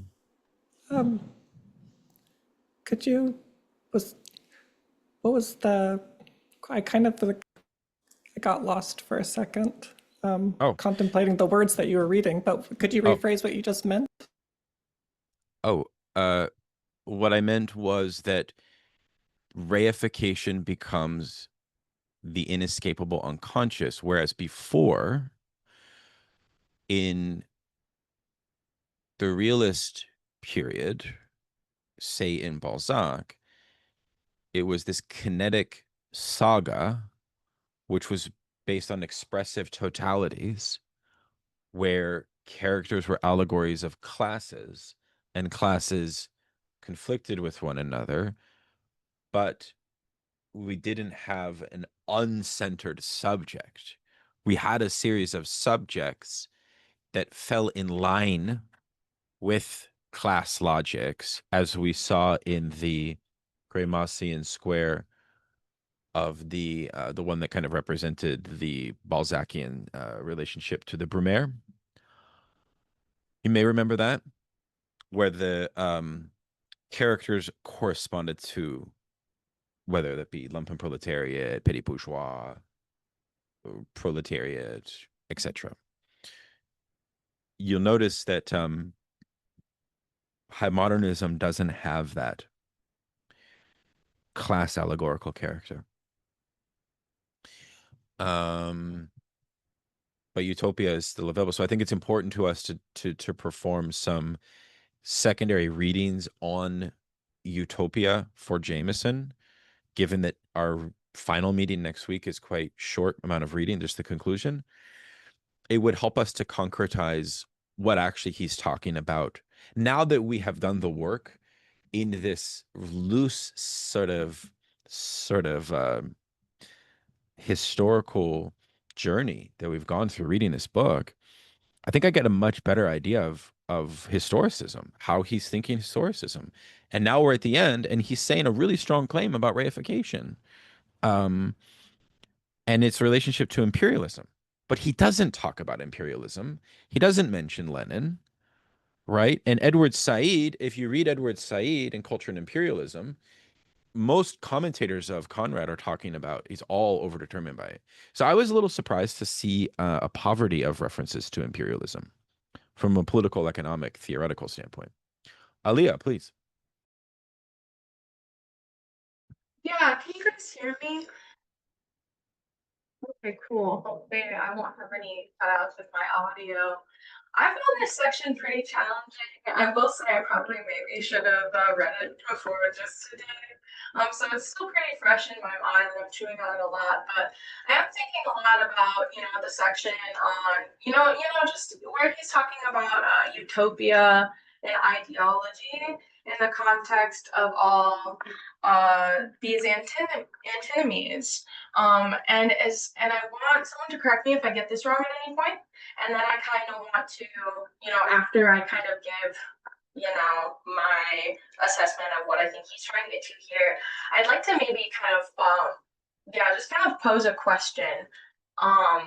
So I understand, we're kind of talking about, in relation to the subject object, distinction that, we're always concerned with kind of as Marxists here, especially coming out of, Lukács and that kind of tradition. We have a kind of a failure of mastery, a failure to really like master, the object, which kind of fractures or maybe even like splits a kind of epicentral subjectivity. And then the narrativization of that, through the imaginary, is how we're kind of producing ideology. And then, the utopian dimension is kind of a counterbalance, really just kind of signifies like, the imminent negativity there, that kind of like hole in the narrative, the thing that's missing, the absent subjectivity of the other, because the other is object and doesn't have that. So, that makes sense to me. And then we can see, that we're kind of talking about the subject's recognition of the non-subject as like, the kind of vague, indeterminate antithesis of subject through these kind of like intrusions of failure, guilt, these kind of like disruptions of cohesion or narrative kind of closure. It kind of creates these like loops. So, utopia is obviously not present. But it's just the idea of it is kind of vaguely structurally implied through the kind of recognition of this absence that's there. Which all makes sense to me. And I see we have like a really, really good critical framework here, right? That's really powerful. But then of course, like, I'm always trying to come to this like, okay, what's the positive? Like, I always want to get to the political, like, what's the actual practical application of the insights here? And so I'm wondering, like, what I've kind of read that, outside of, I think we've talked a lot about, the more explicit, politics, like democracy, these kind of processes and stuff like that. I know, like, just even in kind of art or trying to illustrate subjectivity, we have this little gesture to Antigone, right? As, maybe a more political kind of where you have like a subject and a subject who are kind of battling it out on their own terms, and they're kind of both given this fuller depth. But we don't talk a lot about that here. And so I think we still kind of get stuck with this, okay, we still just have subject and object. And even in these Gramscian schemas, right, all the other subjects are still objects. Faceless, nameless, or just kind of treated as like objects or items. And so then I'm thinking, I kind of am always going back to this like Buberian schema of like the I thou, which I think tries to create like a subject to subject schema, and that would maybe imply like a more positive manifestation of kind of utopia, like maybe like a concretization of utopia where there's like real subject to subject recognition, which would kind of, outside of this pure negative, get to like a positive place. But then of course I'm thinking, whoa, I feel like Jameson would really push back on that being maybe even possible, or whether that's something we would want to think about. But I can't quite put my finger on maybe where or why. I'm kind of stuck there, and I'm still chewing at that part. So I don't know if anyone has anything on that. But I'm kind of like, where would this fit into it? Like, is this a resolution to kind of our stopping point here? Like, is this a place we can take it further, or is that actually maybe is that its own, what would be the political unconscious in that? Is that its own kind of ideological solution? Does that sort of get us outside of history? Yeah, that's kind of where I'm at with it. Thank you. Yeah, I think it's really good because it's like you invoke Antigone, and in a way, it's like the ethical and melodrama wasn't quite possible in the realist examples that we studied, precisely because he says at one point that the characters portrayed in Balzac are the clash of two necessaries. So the determination um, produces something which will have a kind of correspondence to something like an immanent morality, and whereas in these things he says that um, there's a kind of remove from the gravity of the action. There's a kind of disembodied element, and it is portrayed as theatrical or staged. And that is where this notion of melodrama comes in. But again, remember, he says at one point that melodrama in Conrad is utilized to represent something else, just as ressentiment is put in the place of exploitation. Anytime you hear a Nietzschean say ressentiment, just think that their claim is that exploitation is unthinkable. It's kind of like the formula of what ressentiment signifies, the unthinkability of exploitation. Um, is one way to think about ressentiment. There's other ways too. So I mean, you said a lot of interesting points, and because in a certain way, one would feel that like, yeah, well, is there an ethical in Jameson other than this degraded because like the ethical is not theorized other than this kind of degraded like fake Nietzschean binary, you know? And so yeah, like subjectivity like fizzles into the background, and like the aesthetic object, which is hyper politicized, is frankly, in my view, kind of like very escapist, or sort of like falling into this sort of schizophrenic mesmerization with the image and its fragmentation and so on. So it's kind of like a negative conception of utopia in some sense, based on the historical blockage of collective action. In fact, somehow it would be naive to think libidinal. Where does libidinal transfiguration go? He talks about libidinal, because libidinal transfiguration is this like beautiful kind of Norman O'Brown, kind of like Wilhelm Reich, like libertine thing. But like there's nothing like that in imperialist times, you know. So anyways, Akshay, please. I don't know, but others can jump in what Leah says, very rich. It's yeah, I mean, I guess I want to speak to what both you and Ali were talking about. Like, I think he is making the argument, which I think is a Marxist argument, that all utopian claims are naive, that they emerge from a particular social system, and that what you get is a map of closure, right? Like, and the future is the thing that's the system can't think, right? Like by definition, that like in a kind of about the subjects part of it, like I think it would be really interesting. But I mean, again, like in the like for Rimas, like the terms are like seams, right? Like so, this is the morpheme phoneme equivalent to like the smallest unit of meaning, right? But it's what about what is it that makes a conflict meaningful across classes?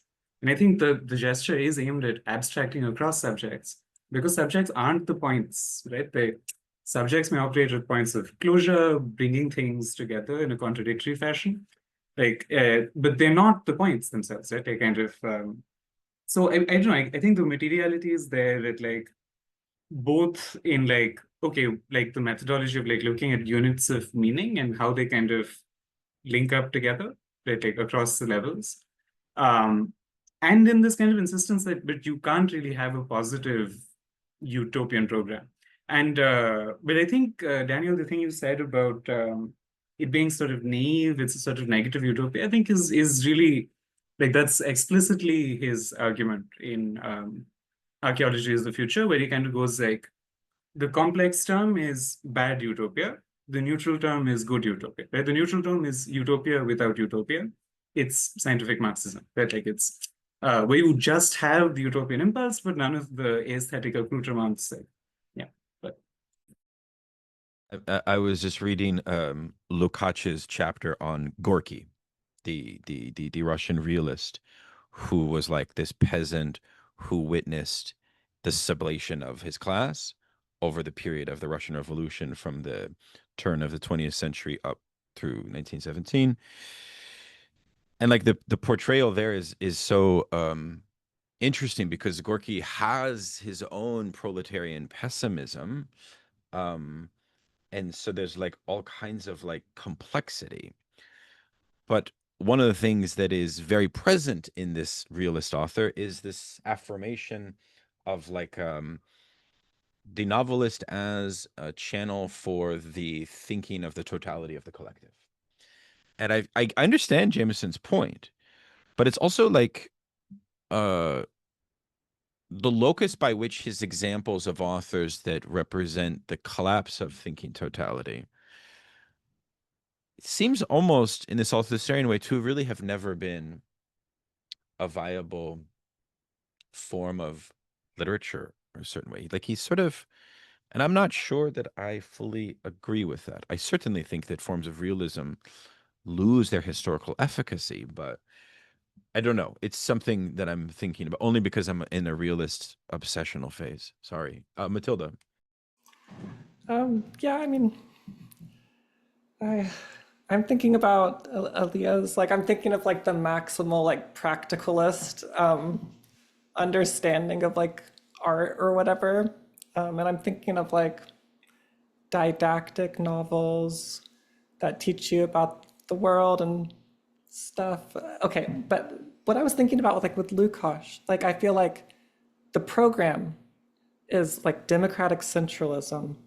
It's like vanguard party. It's like the Soviet experience and knowledge base with like proletarian literature. And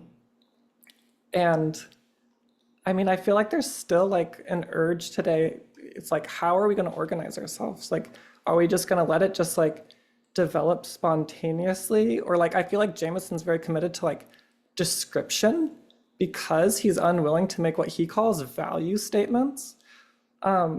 Whereas I think, you know, he's calling Lukács's use of progressive a value statement, but certainly Lukács wouldn't consider it a value statement.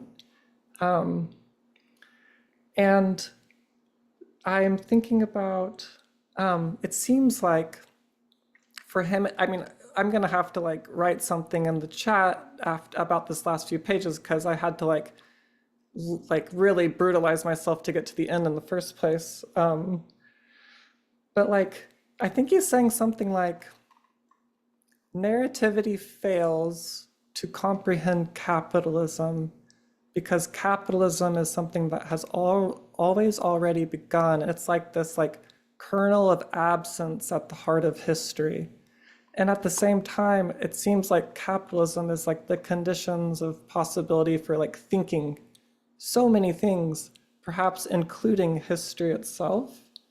And I feel like, sorry, this is just a little divergent now, but I feel like, you know, like, I feel like there's something like very overly patient with Jameson. You know, it's like we're just experiencing modernity and like our senses are developing and perhaps something will happen and cohere into a revolutionary moment, but it's certainly not like democratic centralism and like the program for revolution or something that Lukács is like a partisan of, I assume.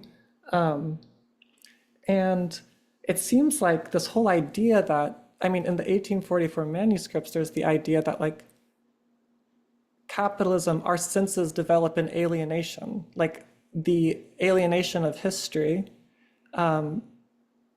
We objectify ourselves and we develop our senses, our faculties, and our technology in alienation, and then we will reappropriate them. And I feel like in some sense, he's just fine with that. Like they're developing, you know, we'll reappropriate them eventually. And we'll have this compensatory enjoyment that the modern also has in the utopian. Although I think one thing to add about the utopian is that he says that it both stokes desire and compensates for it. So there might be something more political in the utopian with regard to how it stokes and compensates desire. I think that's all I had to say. Excellent, Matilda. I'm so happy that this book has sort of like set off a fire inside of you. And I mean it has for me too. It's been a hard work. It's not um Frederick Jameson, you've taken me away from my other studies. How dare you? But no, we love you. Connor, please. Yeah. So I'm still thinking about what Aaliyah said in regards to like, how is this political? How is this stuff like political? That's obviously something we should be thinking about. And Daniel earlier mentioned Adorno. I think that's very apt to bring up Adorno. Um, so much of Adorno is how it is that reification mutilates our consciousness, right? But sometimes you can get the sense that when you're reading Adorno, that's really what he's on about. But Adorno and Jameson are both interested in how it is that this mutilation of consciousness also allows for or has a certain affordance for different modes of subjectivity that would be appropriate for socialist and communist ways of living our lives, right? Like the thing is, like, and so with that, I'm immediately reminded of like when Jameson's talking about color and the image in both painting and in Conrad during this period in time, and how like this reification of the eye um, allows for a totally new sensory experience of the world, that was not available to us prior to that. Um, and what sorts of desires that this like opens up. And now we're talking about libidinal transformation, right? Um, I also just wanted to like talk about how it is. I really enjoy this moment where Jameson is just rewriting Lukács's terms, like what was previously progressive and regressive. Jameson rewrites as utopic or ideological, right? And with all that being said, I still feel a little as if I'm not answering Aaliyah's question, because how is this political, right? How is this allow itself for political activity? Well, it sounds like a cop out, but history is what hurts. History is what gets in the way of allowing us to act on these transformations in our libidinal capacities in a way that could, let's say, satisfy them. But this then just goes back to, well, I just means to affirm like the libidinal is increasingly super important when you have the separation of means and ends. Like our activity, maybe even our political activity, is then reduced to more and more about pleasure, and with the inability of realizing or satisfying our political goals like out of reach. And what does that do to our politics? I couldn't put my finger on it, but it offers a lot of like food for thought, insofar as like how it is that we conceive of our activity, right? So I don't know, just a couple of things, but Yeah, 100%. And That's really interesting. It's interesting how you're almost putting politics and pleasure, like you're clearly locating that not only are they intrinsically related, but also in some sense they're opposed. And I think even like of course I got Matilda talked about it first. We gotta talk about Demsen, okay? Because the striving toward Demsen as like a historical reality that we would like to make concrete is, yes, it's saying we should all work to gain our pleasure, right? We should all assert a will to our own satisfaction.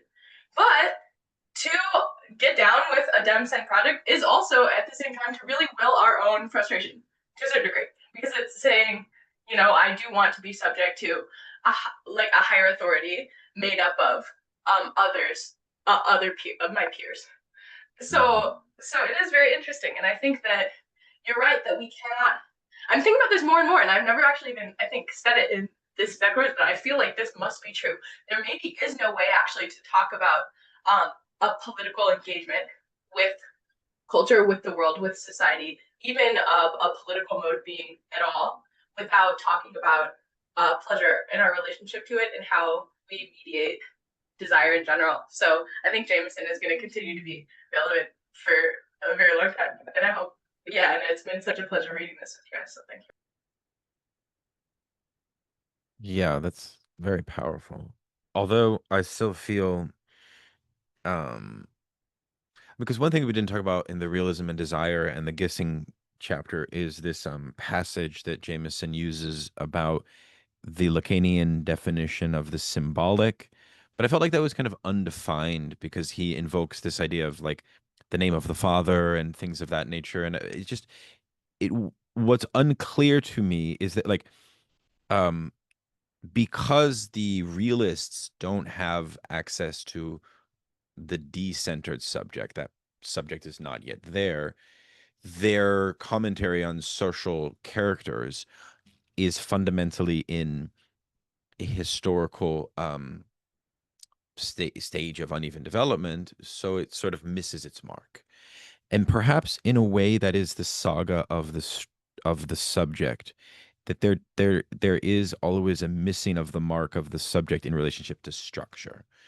And that's why, remember back in our first session, Jameson's constantly bringing out what you might call an ethical, no pun intended, I guess, problem of post-structuralism for politics, which is what? Which is, um, how do you say this? Like the propensity for a celebration of disalienation without care for rational centralized organization and collective liberation. Kind of like a kind of alienation. This is usually couched, although I'm not comfortable with couching it this way, especially because of the strong feelings this evokes in people in the accelerationism debate. It's usually how we talk about it. But I think we need better language to talk about this distinction internal to the left. Do you know what I'm saying? Because it is a distinction. And the essay you guys could read on this is called Pleasure, a Political Issue by Frederick Jameson, where he develops two modes of the left wing thinking of pleasure. One is like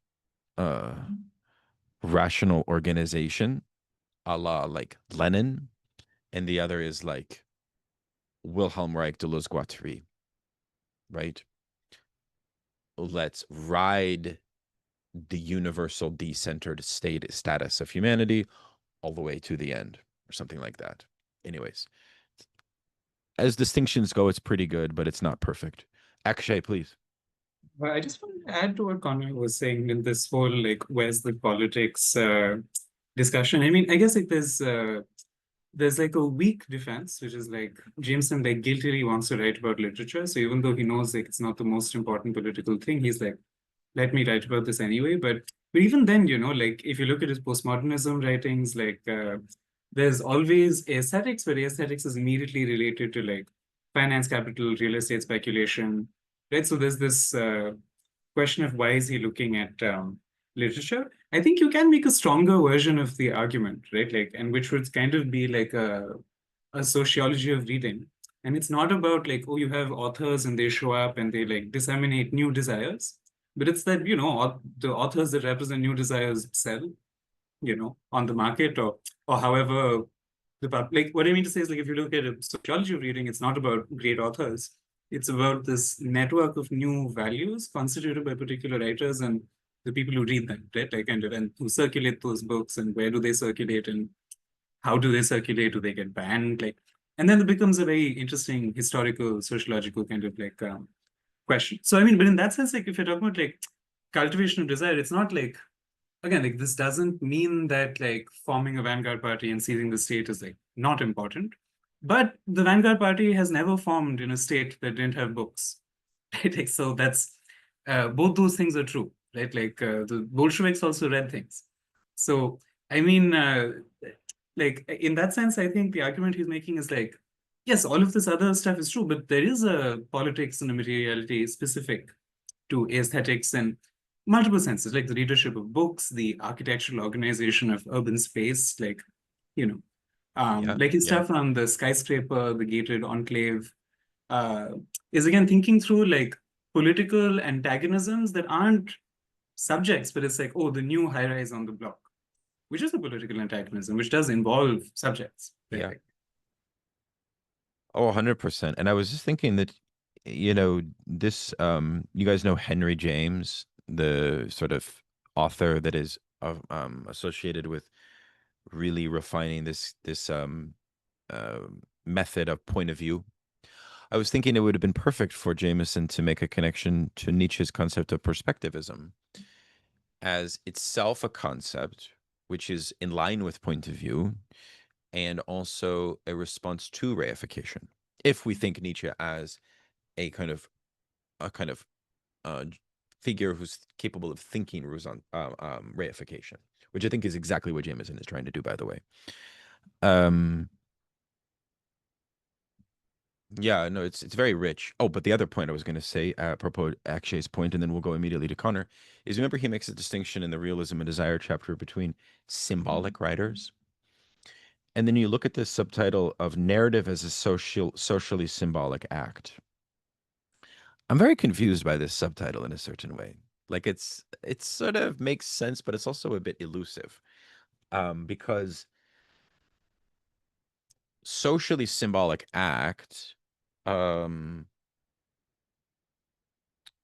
is not really clear to me, given that the saga has this constant Althusserian confrontation with the tragedy of history, with the unknowability of history, and so on. So it just seems to me that that's sort of a strange subtitle, but maybe somebody could help me understand that. I mean, why he chose that.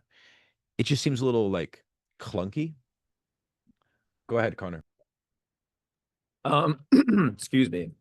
Yeah, on this symbolic act, I'm thinking about this too. It's crazy. I am reading it as borrowed language from Burke, from Kenneth Burke, but it has this added connotation of Lacan's symbolic, Yeah. right? And he's certainly playing around with that. But he never fleshes out Lacan's symbolic. He just maybe a page, maybe like, very brief. So I just feel like that's under theorized. no, I agree with that. I totally agree with that.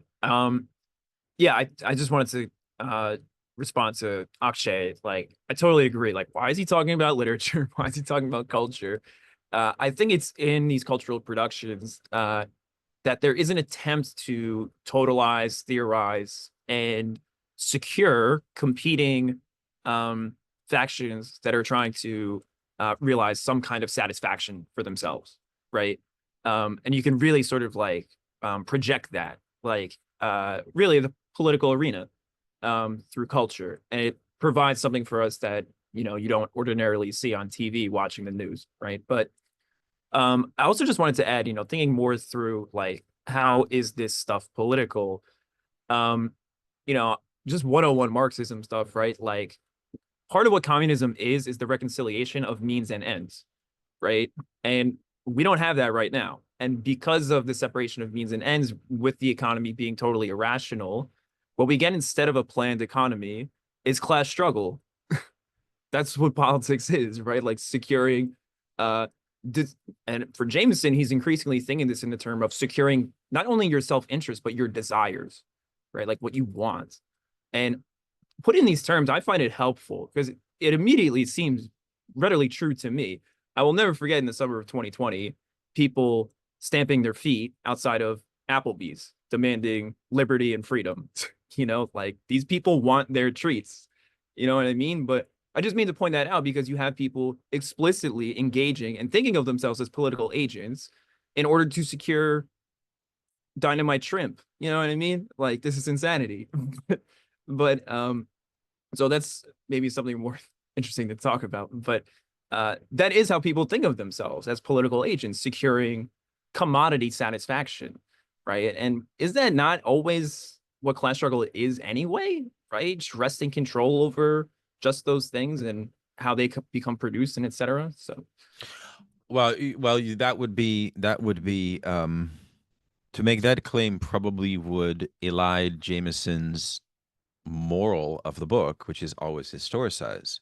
And here we would have to take good Kluskardian attention to the fact that Lacan's maxim of the superego shift, which itself is historicized over the rights of enjoyment, etc., right, has to be understood as a very particular alteration in the mode of production that allows for subsistence to be met at a mass level and therefore changes the whole composition of desire and demands of the masses, right? Because in a certain way, the fact that Conrad's characters, which exist in this sort of weird imperial atemporal colonized psychic space, which is like negatively utopian and a premonition of the future, and it's all of its fragmentary aspects, is just bonkers. It is very bonkers. It's like a futurism, but not intentionally so, right? So I guess that kind of explains why you don't need to, like, it's almost like for Jameson, it's like too on the nose to talk about imperialism, because Conrad actually is pointing to like high modernism. He's pointing to what Deleuze and Guattari are on about in Anti-Oedipus, right? So, and I also think he probably has a personal enjoyment with reading this impressionistic literature itself as an experience of reading. I would bet. I would bet. So if you're like me, like, it takes a lot of discipline to shift from reading theory into reading fiction, like good fiction. Sometimes that can be hard. So you need like good fiction to make it easy for you. Like you need your Conrad, you need your Proust, you need your Stendhal. And I'm sure hopefully you guys have some examples of novels. Julie, how do you like reading Conrad? Did you say you didn't like it? No, I didn't like it at all. And I figured Sorry. I figured out why. It's Jameson says on page 218, when he's talking about strategies of containment and being on the sea, and that being in, other genres like the spaceship, like Star Trek. And Jameson says, into a world that has long since been reorganized into a capitalist world system without empty places. And that's very true. Our world does not have empty places anymore. And a revolutionary literature needs to address that. We can't just say, okay, it's all gonna take place on the Orient Express, whatever, and we're gonna build our rational democratic centralism there. It's gonna happen in the real world, and it depends a lot on geography. I'll leave it there. Yeah, no, it's true. It's really helpful. I mean, I feel like it makes me want to think about more contemporary left-wing writers that are sorry, no, sorry, what'd you say? I have some examples. Oh, like what? Oh, it made me think of Margaret Atwood, Oryx and Crake. It's called the Mad Adam trilogy. And the characters in there experience containment in lots of different ways. Like they're trapped in a lab, or they're trapped in a company town, or whatever. And it's always some element of someone coming in from the outside, or someone stepping outside of that containment to create a new place. Another one was Blackfish City by Sam J. Miller, which takes place in like one of those cities where it's like the whole country is in one city, and it's like in built somewhere in the ocean, and it's hyper capitalistic, and a hero arises from Arctic Canada and rides into town on a polar bear. And it's about the core and the periphery. You can't build utopian society in the periphery without the core interfering, but you can't build one in the core without recognizing the periphery. Yeah. Yeah, it's like Jameson's student Kim Stanley Robinson, the communist sci-fi writer, makes a lot of interesting points about that. I think also about like man's relationship to history no longer has the same impediments of because of late capitalism shuts down a particular relationship to history. So this oppression that is born from the unmet desire, say, of old legacies of like feudal families or whatever, no longer necessarily color or block desires of other classes. That would be an example of reading the fragmentation of postmodernity in a way that's revolutionary, perhaps. Why don't we go to Matilda for our final comment, since we've been going for quite a minute here. For sure. Yeah, I just I listened to Lord Jim, and the beginning until like the break or whatever, when it begins to be like a romance, the beginning is really like confusing, and like I was totally lost, and I was kind of ill, and I like kind of read it in like or listened to it in like a slumber, and perhaps even fell asleep at some points.